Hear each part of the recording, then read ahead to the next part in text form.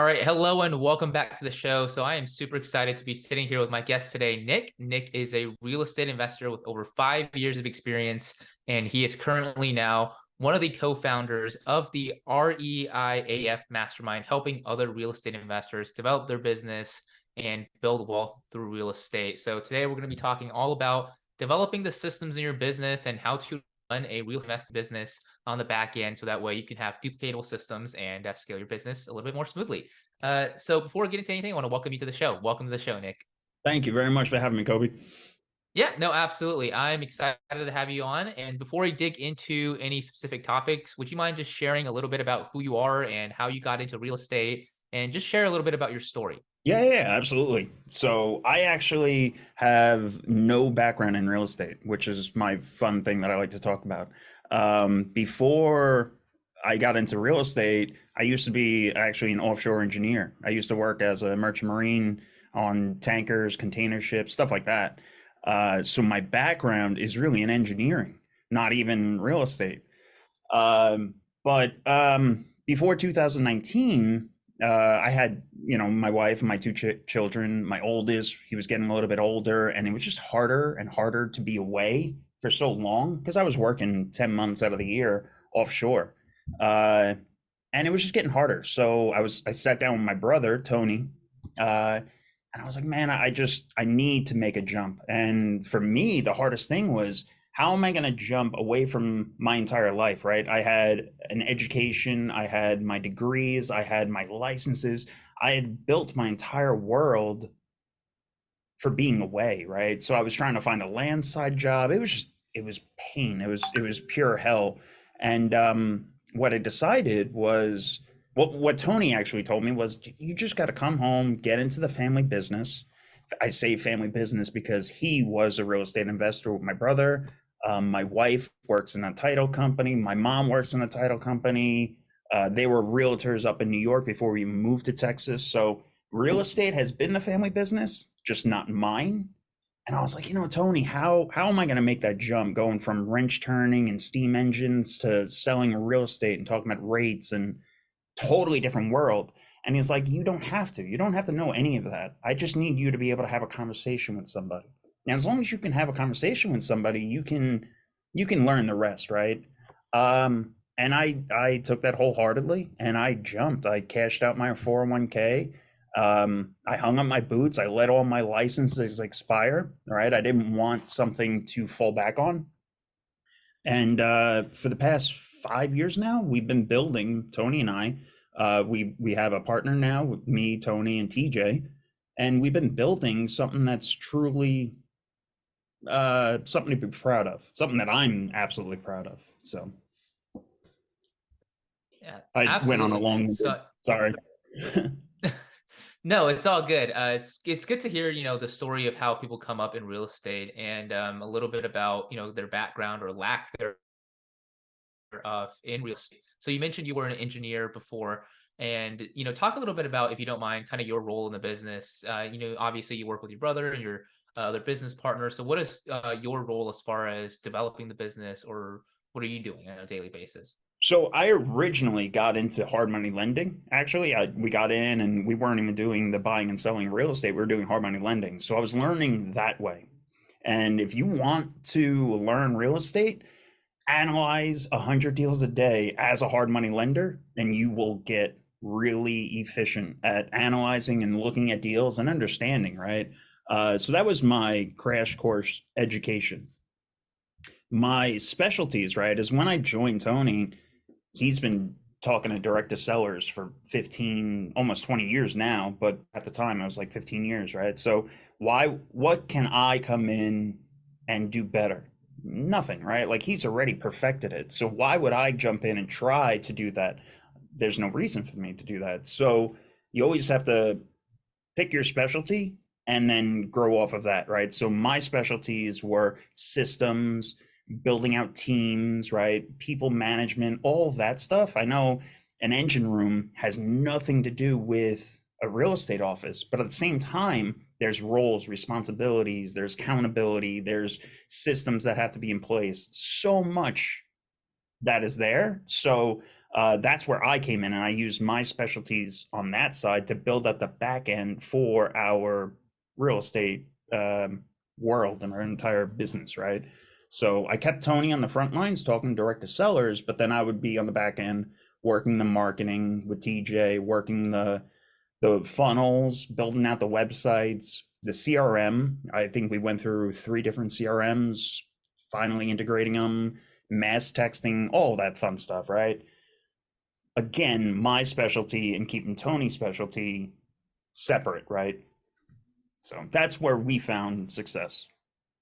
Right, absolutely. I think it's important to find your specialty when it comes to kind of your role in your own business or in a partnership, right? You don't want to step on or step into new territory that, it's not really what you like to do and it's not really what, you're really good at doing as well. So I think that is really important. So as far as, the systems go, right? You mentioned one of the roles that you have was developing systems, automation, texting, a lot of the CRM on the back end. So as the question that I think comes up for a lot of people, a lot of real estate investors and even agents is how much automation should they be building inside of their business and how should they balance that with keeping it still with a personal touch when it comes to speaking with clients?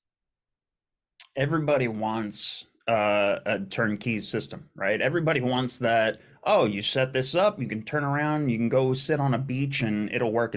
There's no such thing, right? You need to. When I say set up systems, that also includes people. That also includes personnel, right? Like I know Daniela's strong and her strengths and her weaknesses, right? So if I took Daniela, who's one of our employees, and I put her in a role that she's just going to fail out, I'm failing her, right? So I have to make sure that I'm using my personnel as needed, right?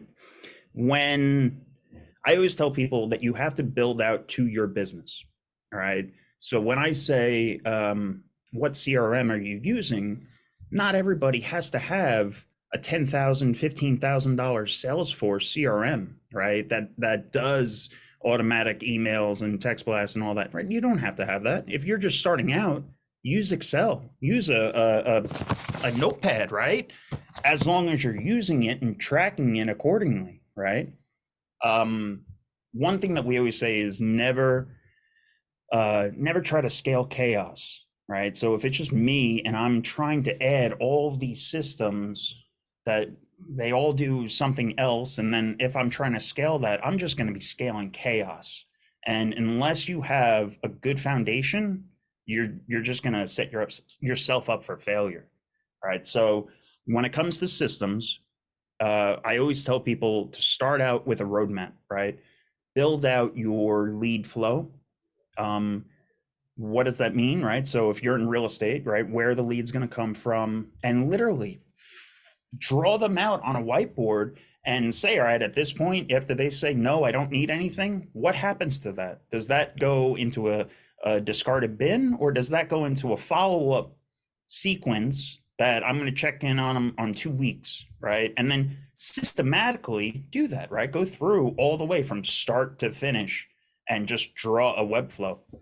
That is where you have to start, because then you'll start being like, all right, no, I can add a system here. I can automate this step. I can remove this step because it's redundant. That's really how you start specializing and optimizing. Right. I think that's really important for, people who are looking into building out automations for, to understand because I think a lot of people are trying to build out the automations before they even have the systems in place. And I think that's a big mistake that a lot of people make is trying to build out, trying to scale something that doesn't even exist, if that makes sense. Yep. Yeah, no, exactly. They're looking for a tool that will solve their problems, but they don't know what their problems are first, right? They just want a solution. But you really have to dig deep and find out your entire system and find out where your flaws are, right? Excuse me. Find out where those flaws are in your system and then go and look for ways to automate or something like that, right? Right? It's so easy, it's not even funny. It's in the last like 2 years, things have just taken off exponentially and blown up. So you can really connect two apps of anything, right? Between email and uh, anything. You can literally connect two apps of anything and get them working together. So automating it isn't the solution. It's finding out what you need to automate and what you're ready for. Right. Absolutely. Yeah. Automations, I mean, all the tools that you mentioned, like they all exist out there. It's more so finding out what are the systems that you are implementing in your business every day on a daily basis. And it just makes sense for it to be, outsourced to an automation rather than having, yourself or having somebody else do it, if that makes sense. So yeah. So I Mhm. think, a question a lot of people have, when they first start building their business is what should they be tracking, right? So you mentioned lead flow was one of them, but how intricate and how intricate, and I guess how many different branches should they have in their automation, if that makes sense, and what should they be tracking? Should it be super custom or trying to keep it simple at first, and then as they add more? No, it's a perfect question. And I tell everybody you need to track three things, right? You're going to track your leads. Those are all cold traffic, right? That can be anything. If you're in real estate, a lead can be a wholesaler. It can be a PPC lead. It can be a garbage man that you're paying as a bird dog to tell you when people are no longer putting their garbage out, right? You can use it as a mailbox mailman to tell you when somebody's mailbox is getting full, right? Or whatever your lead source is, right? So you have leads, you have the opportunity, which is the actual asset, uh, and then you have transaction, right? So you have those three steps that you're gonna track: your leads, opportunities, transactions, and track them individually because each one is crucial, right? You're going to have leads that you're going to be constantly following up with. You're going to have opportunities that you're constantly following up with, and you're going to have transactions that you're going to follow up after because that's how you get repeat business and referrals and everything. So, tracking those three separate items uh, is the requirement, right? You don't need a CRM. You can do that again in Excel. You can do that on a piece of paper. But as long as you're saying, all right, I talked to XYZ, I have notes for them, I have follow-up questions, I have follow-up times, right? So I know I'm going to touch back with this person in 2 weeks. I had confirmation that I said that, right? So, oh, do you mind if I follow up with you in 2 weeks? Yeah, all right, no problem. And you're going to jot that down, right? You're going to take meticulous notes of everything. But those are the three steps. And your goal is to push them through each one. That makes a lot of sense. And I think it's good to really break it down into, categories and then subcategories, like you mentioned, right? Leads, opportunities, and then transactions. So that way it's easier for people to see, but it's also easier for you to be able to work backwards, if that makes sense, right? So you want to develop what your lead flow is, and then you want to develop the process that you evaluate the opportunity, and then what do you do after closing the transaction as well, and then adding those pieces in there like we were just talking about, of what are some things that are you see yourself doing over and over again, so that way you can automate the process and make it flow smoother. Yep. No, I mean, the once you start again, like you just said, once you start doing things repetitively, you'll be like, oh, I can improve this, or I can change this. Oh, I can take this step completely out. Um, that's repetition is where we learn everything, right? So, um, taking those three, and then, like you said, also setting up additional steps underneath them, right? Subcat. So you have your lead, right? Is it a fresh lead, never been spoken to? Touched but not spoken to on the phone. I don't know. Follow up. Is it a retail lead? Is it a dead lead? Or is it a successful converted opportunity? Right. So, again, like you were saying, making sure you have the steps to push them all the way through each of those steps. Right. I think another big question as far as automations go and just building them out is the potential breakage in the actual automations, right? So with anything that's a little bit more intricate or anything that's literally just more than a couple different steps, there could be I guess different campaign logics, right? If you're familiar with what a campaign is, if you're listening out there. But as far as the breakage goes, right? How are you guys managing that? How do you make sure that somebody who is in one bucket or who has made a decision to maybe sell their house, they don't go into the automation that they would have had they not made that decision? Or how do you guys avoid that type of situation where somebody might be getting emails on a different automation, but they've already made a decision that would have put them in another bucket? Yeah, no, that is from split testing, right? So we, for example, Jessica is one of my acquisitions. She's like my lead acquisitions. There's been times where I'll go above and beyond trying to add automations to make their life easier, right? And then she has to come in and like smack me and say, no, delete this because it's going to do XYZ and it's a headache. And obviously you can't, right? You can't put automations into everything. So making sure that everything is neat and categorized is the best way I can say it, right? Making sure that your lists that all right, to answer your question, it would have to be to make sure your lists are completely separate, right? So in no way are my real estate investment leads and opportunities and all of that is never touching, or it doesn't even have the ability to move over to my marketing for the mastermind or a debt fund or anything like that, right? That it's a completely different system. Not even that it can be in the same system, but it would be categories completely different. They would be separated, right? Um, but again, right, just making sure that you're not jumping ahead of yourself to try to add in things that are just going to cause more problems later on. Yeah, That would exactly. be the only way. Exactly. Yeah. Like we were just talking about earlier, right? People add too much into their automations that actually create headaches rather than solve problems in the first place, which is the whole idea of systems. I built this really cool Zap on Zapier, and it was going to pull emails as I searched through LinkedIn. It was going to pull their contact information, scrub it, and then upload it to my CRM. And it was great.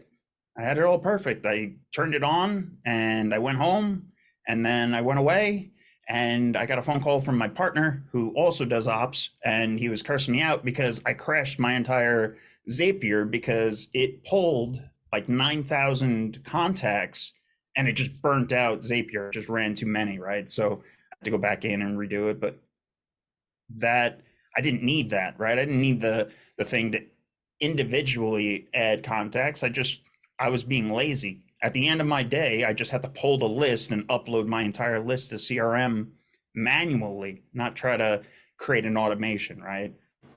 I was trying to save moments, right? Not in seconds. I was just trying to save little tiny time and it just crashed the system. So, hey, it's everything's a learning process, right?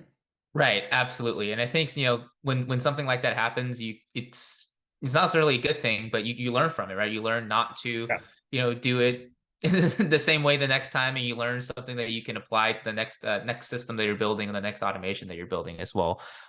So I think one of the other things that are really important when it comes to building systems, and especially when it comes to I will say mass marketing, is making sure that um, that your text messages and your emails are not flagged as spam. So I guess the question then becomes, do you guys have some kind of a system as far as making sure that your messages are actually being delivered? Yes and no. uh, I say yes and no because on some things we have set systems, but on others we constantly run into, oh, all right, this email is starting to get filtered to spam. All right, now you got to go and try to kick it up a little. We're having fun with that right now. Our little hack, if you will, right? A hack, I'll call it a hack, is just sending everything through Eventbrite. So if you're using Eventbrite, take your list, load it to Eventbrite, and then use Eventbrite to send out your blast, right? So if you're going to do a networking event or something like that, use Eventbrite because then it comes through Eventbrite's portal, and it's gonna the likelihood of them opening it is ten times higher, right? Because it's not coming from you personally, it's coming from Eventbrite and then through you. So Yeah. a little That give. that's actually a really good, never heard of that before. So using like leveraging third-party platforms to reduce the amount of touches that your own domain is is being the potential of being flagged, right? And also Yeah. getting them to be able to see the events is very important, because it's one thing to send out the emails, but it's another for somebody to actually receive the email and then actually open it, if that makes sense. So Mhm. And then once they're in it, right? If they use the Eventbrite, you can use Eventbrite as your top of a funnel. So once they click on it, open their email, anything, right? Interact with it, then you can move them from there to your CRM, and now they're almost like an opportunity, right? Now it's like an engaged lead. So now you kind of have a soft opening as opposed to completely cold. right, absolutely. And that's the type of lead that that you're really looking for, right? And I think that's another thing that gets lost a lot when it comes to building too intricate of systems, is the actual intention of what these systems are for, which is to generate more business, higher conversion rates, potentially more leads, and not just to have a system just to have a system, if that makes sense. So Yeah. It's yeah. increasing the amount of touches and appearance without doing much, right? Like that's your whole goal.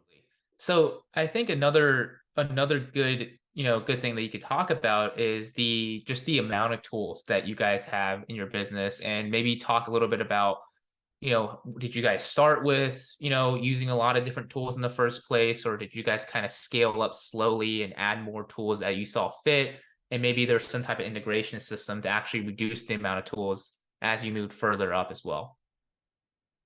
We This is a constant battle, right? It's oh, it's add to, remove one. Oh shit, a month later I actually needed that one. So it is like I said earlier, it's like split testing, right? It's a trial thing that you constantly have to be using.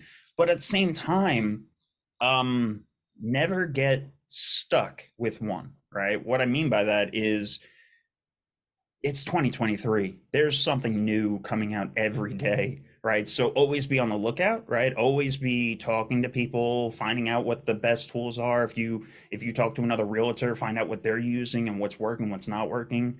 Um, we do it by what you need, right? So if I'm going to get into real estate, and let's just say I need a way to pull comps, right? I need a way to look at properties. Well, I'm going to go for one of the PropStream, Propelio, Deal Machine, looking for maybe a Driving for Dollars app, right? Something that's I'm going to have on my phone that I can look at and say, all right, I can look at these properties and add them and filter them as I want.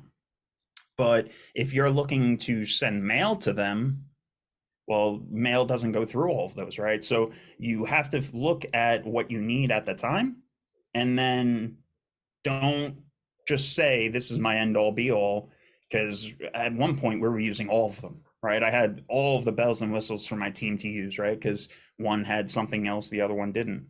um, I said earlier, you have to build out to your business, right? So if it's just a one-man show, you don't need 10 different apps, right? You might only need one or two. But as you grow, you might need a couple more integrations. So grow with your business, right? Is what I always try to tell people.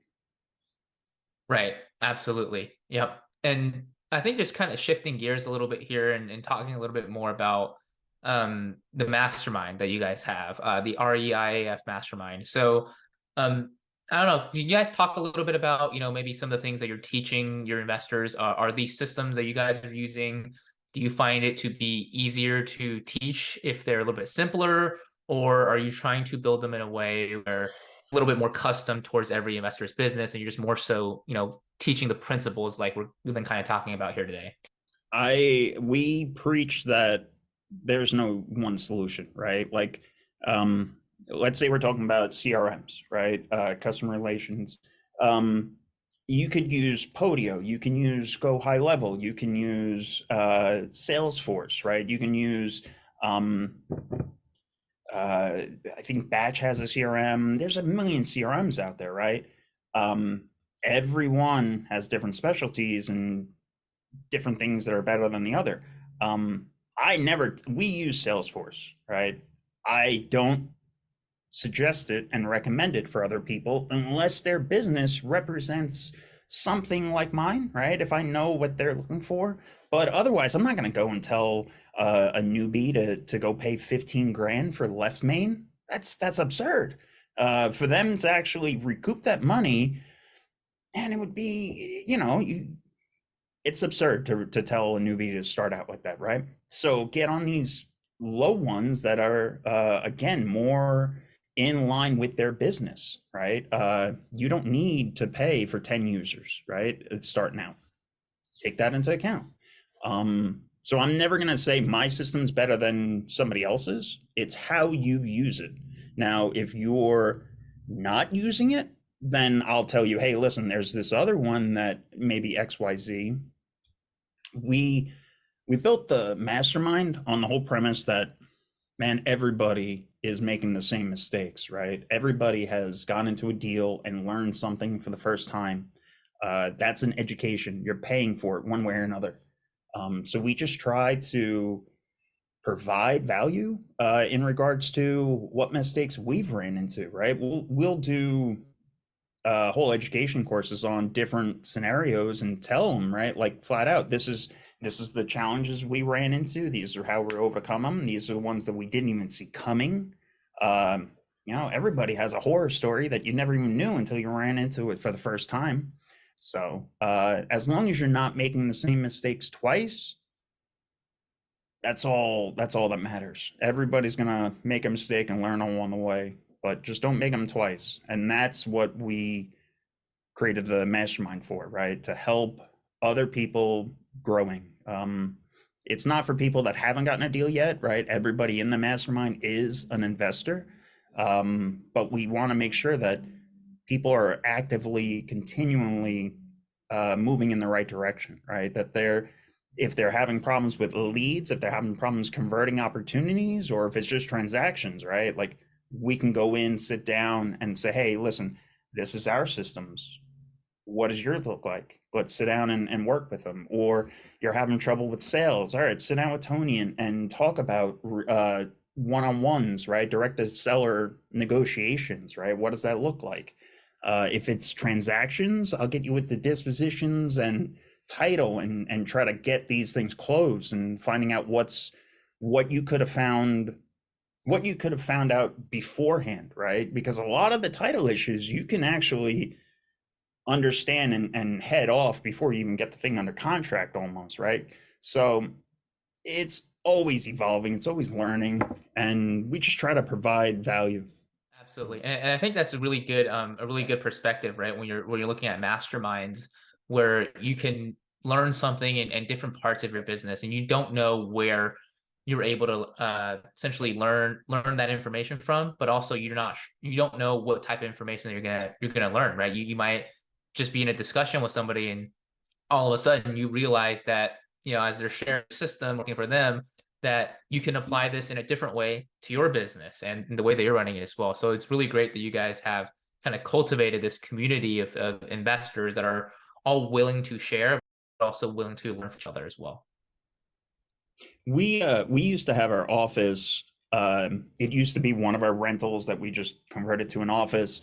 And there was one day we're sitting around the table, and there was a door knock, and we opened up the door, and it was a guy that was selling solar. He was door knocking for solar, but his pitch was so on point that I literally we dragged him in there. I didn't want to buy solar from him or anything, but he was just setting up leads for other solar and roofers. But we took him in, we sat him down, we were just talking about his pitch and everything. So, like you're saying, right, there's always something to learn from somebody else. That guy was a direct door knocker, but he had one of the smoothest pitches, and we talked to him for like an hour with my acquisitions guys, just talking about driving for dollars and stuff like that. But and you can find influences everywhere. You just have to be open for them. So I think the last thing that I really wanted to kind of get your take on, and you may or may not be working with this, or you may or may not be implementing this in your business, but it's good to kind of where everybody is.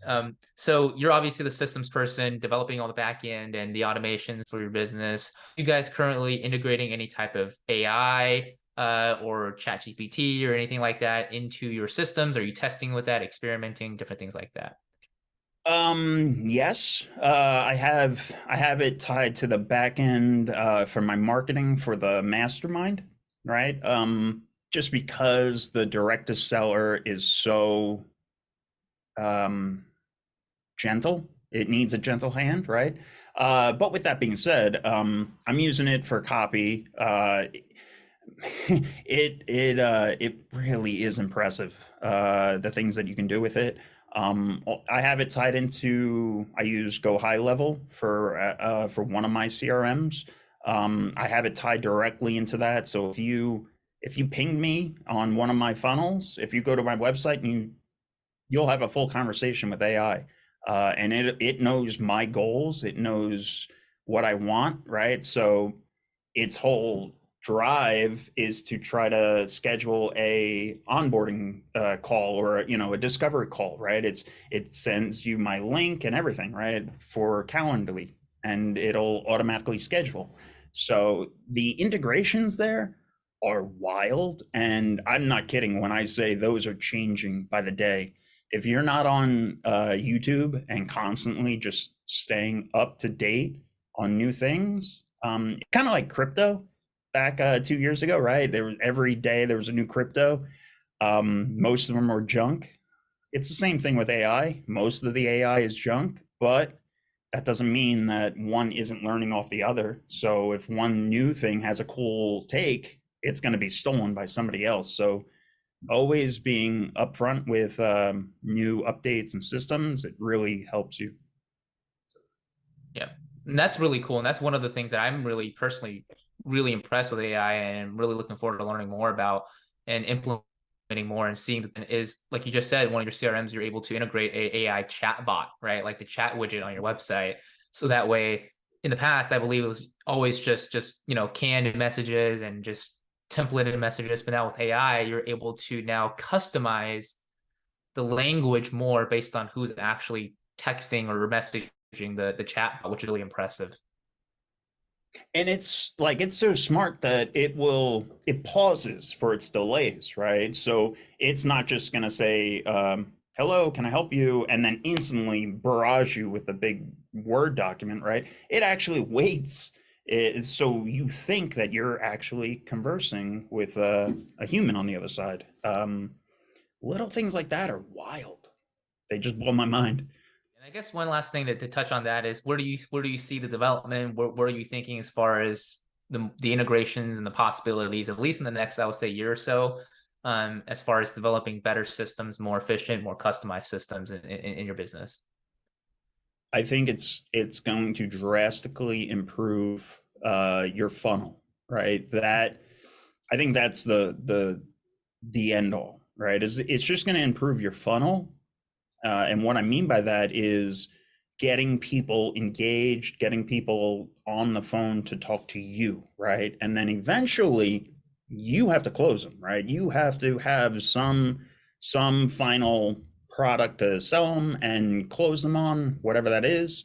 Uh, but it's going to help them just throw people into your funnel easier. This way, you're not looking at them, you're focused on the warm leads and just closings. That's, I think that's where it's really going to excel at. There's no capability to close anybody right now, nothing like that. If you get closed by AI, you should be closed by anybody. So But yeah, other than that, Nick, I want to thank you for being on the show. And for anybody who's listening to this, either want to be a part of your mastermind or want to learn more about what you do or just follow you on social media, what are some of the best places for people to follow you and to keep up with what you're doing? yeah, so we're reiaf.com is the mastermind. So it's reiaf.com. It stands for real estate investing as fuck. Pretty simple. And then we have the Sicilian Brothers YouTube channel. We just broke 75,000 subscribers, so we're pretty proud about that. And then we're on TikTok, Instagram, YouTube, Facebook, all of the general ones. But just go to reiaf.com and you'll find us all on there. Awesome. We'll make sure to leave that in the description down below. And so that way it's easy to find. But other than that, Nick, thanks again for being on the show. Any last tips you want to leave with us here? Man, just keep going. I don't care if you're a new realtor and you just get one deal and it falls out, or if you're an investor or wholesaler and something, right? You just got to keep going, right? You're not retiring off of one deal. So take your failures and keep moving forward, man. The only way to get more is to do more. So if it's cold calling, if it's door knocking, just hit your numbers, shut up and keep going. Pretty simple. I love it. Love it. That's great advice. Nick, thanks again for being on the show. Appreciate it. And thank you for tuning in. And we Thank will you see very much, you on the man. next show. Take care. I appreciate you.